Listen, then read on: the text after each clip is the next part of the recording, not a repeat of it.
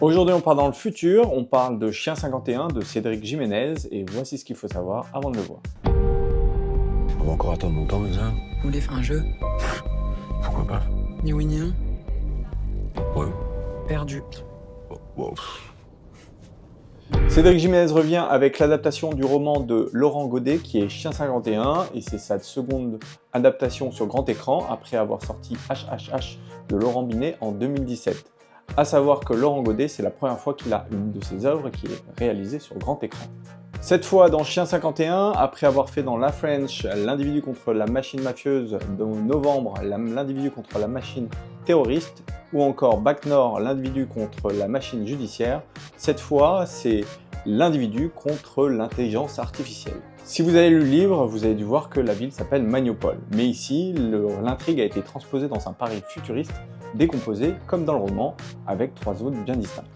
Dans le film, vous verrez le personnage de John Mafram, qui est un militant anti-système qu'interprète Lou Garrel. Cédric Jiménez a préféré s'éloigner des figures révolutionnaires du XXe siècle, comme Fidel Castro ou les FARC, mais a plutôt voulu s'inspirer de d'autres figures, telles que Julian Assange ou encore le célèbre mouvement Anonymous.